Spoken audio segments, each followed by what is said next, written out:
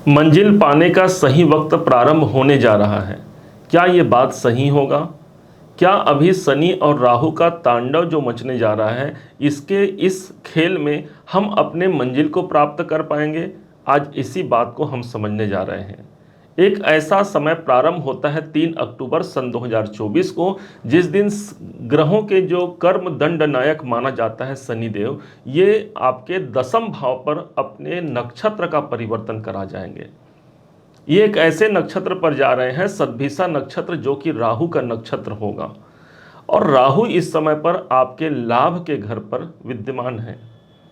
देखा जाए तो शनि एक तरफ तो ऐसे स्थान पर है जो आपके कैरियर का स्थान है, कर्म क्षेत्र के स्थान पर शनि देव विद्यमान है। 11 नंबर की राशि पर विद्यमान है।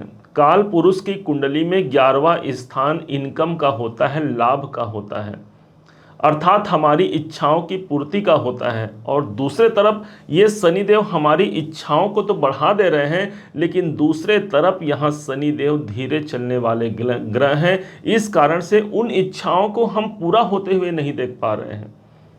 कुछ विलंब, कुछ बाधा वहां पर बन ही जा रही है। कारण यही है, शनिदेव विलंब के कारक हैं। हमको धीरज रखना होगा। धीरज धर्म मित्र अरु नारी, आपद काल परख यही चारी, ऐसा कहा जाता है। अर्थात धीर में ही खीर की प्राप्ति होती है। और यही दसम भाव पर शनिदेव हैं और पिछले जनवरी 2023 से चल रहे हैं। एक तरफ तो हमारे कैरियर में बहुत अधिक उन्नति का हमको रास्ता भी दिख रहा है, हमको वो मंजिल लेकिन प्राप्त नहीं हो पा रही है। शनि का ये प्रभाव है जो दसम भाव पर उपस्थित है। अब यही शनि 3 अक्टूबर से लेकर के 27 दिसंबर तक राहु के सद्भिषा नक्षत्र पर प्रवेश कर जाएंगे। वास्तव में देखा जाए तो शनि इस समय पर वक्री भी चल रहे हैं, एक घर पीछे का परिणाम भी दे रहे हैं। और साथ ही साथ यहाँ पर राहु देव ठीक आपके 11वें भाव पर विद्यमान है। अब राहु को हमने पहले ही कहा था कि 11वें घर का राहु एक अच्छा माना जाता है, अच्छा स्थान माना जाता है, क्योंकि ये हमारे गेन्स को, हमारे इनकम को कई गुना बढ़ाने का सोर्स होता है। अब दूसरे तरफ राहु इस समय पर शनि के नक्षत्र पर चल रहे हैं और शनि देव राहु के नक्षत्र पर चल रहे हैं।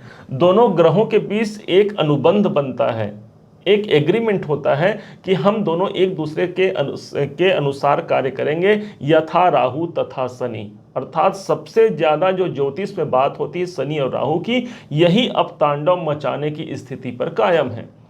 हो सकता है वो तांडव हमारे लिए बुरा हो, या हो सकता है वो तांडव हमारे लिए बहुत अनुकूल हो। अनुकूलता इसलिए होगी और प्रतिकूलता कहाँ होगी? प्रतिकूलता यही है कि हमारे अंदर अब वो चाह और कई गुना बढ़ जाएगी, क्योंकि राहु के पास चाह है। समुद्र मंथन में जब राहु को अमृत नहीं मिला था, तो उसके अंदर ये टेंडेंसी थी कि मुझे किसी भी प्रकार से वो अमृत चाहिए ही चाहिए, और उन्होंने प्राप्त कर लिया था। अब शनि कैरियर है तो राहु उसमें चाह की बढ़ोतरी करेंगे। बहुत अधिक आपके अंदर वो जुनून पैदा होगा, वो तड़प पैदा होगी कि मुझे अपने कैरियर में अपने लाभ के अवसर को प्राप्त करना ही करना है। और ऊपर से शनि की दृष्टि जहां पड़ेगी, उस भाव को लेकर के भी हमारी चाह में अत्यधिक वृद्धि होगी। शनि चतुर्थ भाव को देख रहे हैं, तो चतुर्थ भाव आपके परिवार का, मैं अपने परिवार के लिए कितना अधिक कर पाऊं, मैं अपने फैमिली को, अपने परिवार को बहुत खुशियां देना चाहता हूं, या उनके जीवन में कुछ परिवर्तन करना चाहता हूं, ये चाह है। लेकिन वो चाह पूरी कहां से होगी? तो मेरे कर्म से, क्योंकि मैं कर्म करूंगा तो वहां से मुझे इनकम मिलेगा। और ठीक इनकम भाव पर राहु देव विद्यमान है, अर्थात वो चाह भी बढ़ेगी, वो इनकम की प्राप्ति भी होगी, और अर्थात मुझे लाभ की वो प्राप्ति होगी। जो कॉम्बिनेशन यहां पर निकल के आता है इस नक्षत्र परिवर्तन के द्वारा, वो कॉम्बिनेशन होगा 9, 10, 11, क्योंकि शनि के पास 2 घर हैं, 10 9वां और 9, 10 और 11। इस हिसाब से देखा जाए तो 9वां घर आपके भाग्य का, तो भाग्य का लाभ हमें मिलेगा, क्योंकि राहु इस समय पर लाभ भाव पर है, ऊपर से शनि दसम भाव पर है, अर्थात कैरियर में हमको लाभ मिलेगा। हो सकता है कोई बड़ा पोजीशन, कोई बड़ा पद प्रतिष्ठा आपको प्राप्त हो जाए।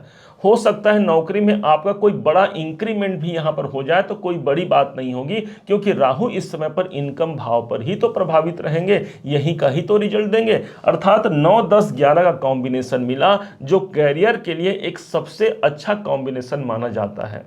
चूंकि नवम भाव भी यहां पर प्रभावी हुआ, अर्थात आपके सीनियर या उच्चाधिकारियों का सपोर्ट भी मिल सकता है। हालांकि इस जनवरी सन 2023 से शनिदेव ठीक 10वें भाव पर विद्यमान है, और अक्टूबर के महीने में राहु एक घर आगे आ गए, अर्थात इनकम भाव पर आ गए। देखिए अब हुआ क्या।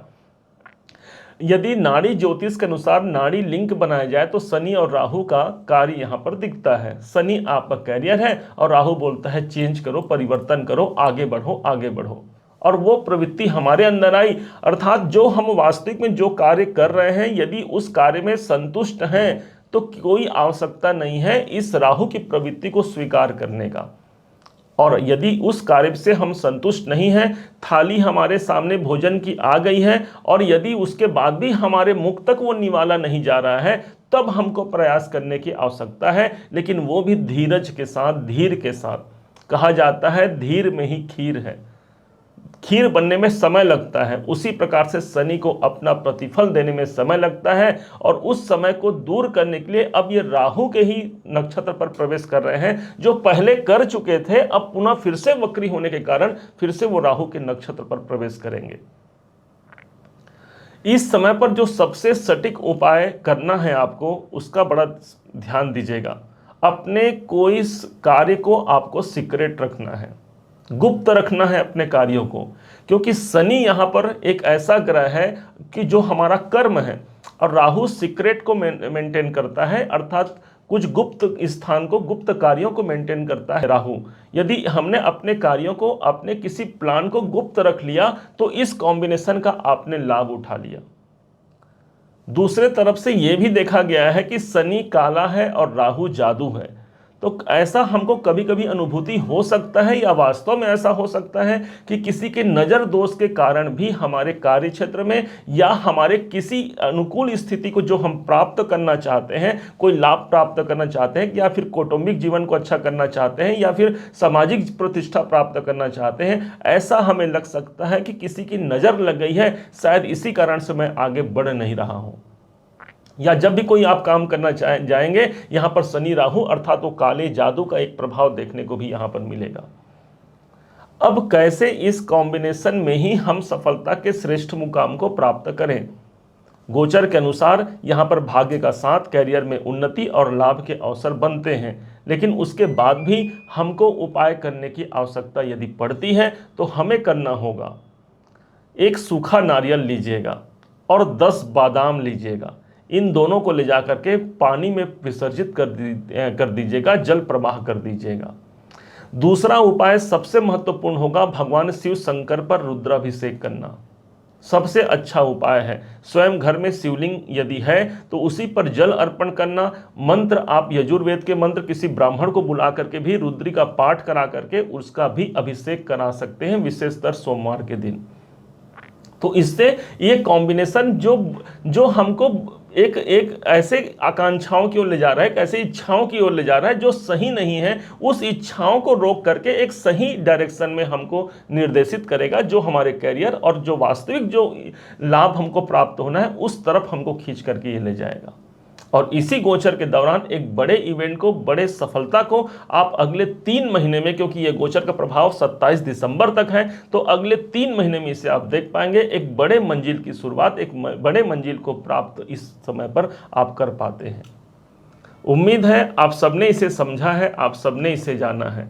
यदि आपने इसे समझा है, जाना है, मेरे समझाने का प्रयास यदि आपको सार्थक लगा हो, मेरे समझाने का तरीका यदि आपको सार्थक लगा हो, तो हर बार की भांति इस बार भी अपना प्यार भरा लाइक और कमेंट करना कभी मत भूलिएगा। और हाँ, यदि अभी तक आपने चैनल को सब्सक्राइब नहीं किया है, सब्सक्राइब जरूर कीजिएगा।